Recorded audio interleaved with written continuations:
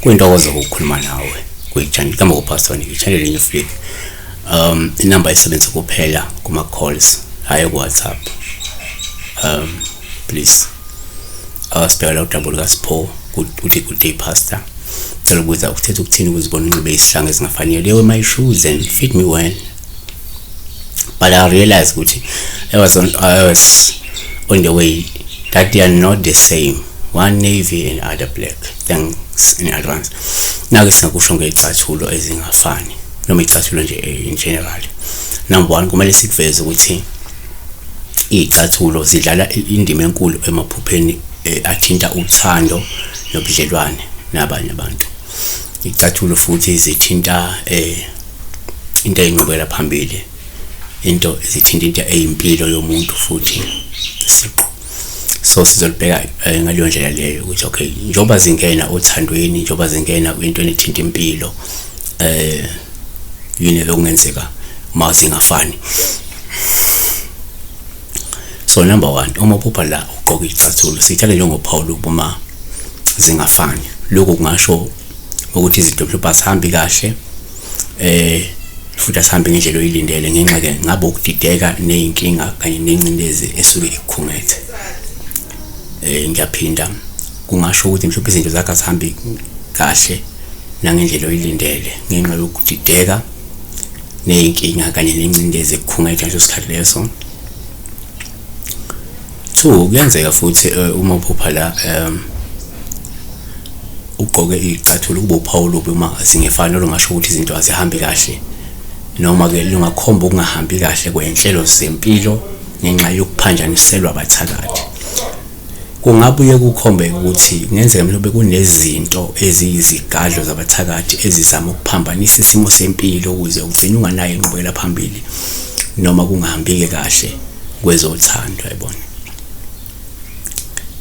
3 kuyenzeka futhi uma uphupha ugqoka izicathulo kube uphawu uma zingafani lungabe nje lukhombe ukuthi kungenzeka unobudedengu nokunganaki okuzokwenza amaphutha ebudlelwaneni, yabona. Kusho ukuthi lento ingasho ukuthi mhlawumbe juthi ubudedengu bakho nokunganaki uzogcina sewenza amaphutha mhlawumbe ebudlelwaneni noma empilweni yakho, yabona.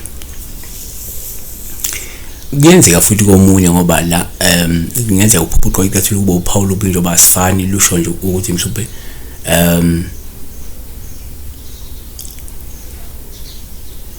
lengakhomba komunye ukuthi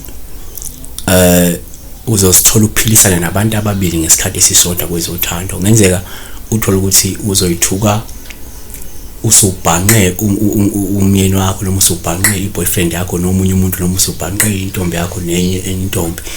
Kusho ukuthi kungenzeka uyithola usunabantu ababili ngesikhathi esisodwa abanama personalities angafani usunabo manje ukuthi hayina lona, noma uzoyithuka unqenqeka uhehwa abantu ababili abangafani ngesikhathi esisodwa uthola hawuna lona singiyamthanda but personality yakhe nje yazi nalona ngiyamthanda personality yakhe kodwa inje, yabona. Zivaleke kodwa ngokuthi ke kwesinye isikhathi kuba uphawu luhluma ukujabulela lokugqoka izicathulo ezingefani. Lokho kusikhomba nje ukuthi mhlawumbe umuntu owazi ukwamukela abantu noma abanye abantu ngokwehlukana kwabo engaphandle kokubahlulela, yabo. Kusho ukuthi kungenzeka uyakwazi ukwamukela abantu abahlukene noma ukumukela abantu abahlukene futhi ungabehluleli noma ngaphandle kokubahlulela. Kodwa nje besibheka ke indaba yezicathulo ezingafani ngeke kushintshe yodwa abantu abahlukene ngoba sihlukene singabantu. Idalwa zomuntu ziletha imessage ngezicathulo zizoletha zikhomba ukuthi uphanjanisele kuwe komunye, zingaletha leyo message. Idalwa zakho zizama ukukutshela ukuthi mhlawumbe izinto zakho noma umuntu wena obudedengu longanaki ozokwenza futhi amaphutha mhlawumbe ebudlelwaneni zisengafika futhi idalwa zakho zikutshela ukuthi no, wena uzophilisana nabantu ababili noma uzosithuka uhehwa abantu ababili abahlukene ngokwama personalities abantu bobulili mhlawumbe ufanayo, noma ke umuntu okwazi ukwamukela abanye abantu even though behlukene benokwashukana kodwa futhi umuntu ongabehluleli wena, yabona. So siyabonga kakhulu, uNkulunkulu akakulondele, uNkulunkulu akusise. Siwe ni pasi na matulu, kuleba uyu siweni phansi lemadolo sikhuleka kuyo Jesu siweni phansi lemadolo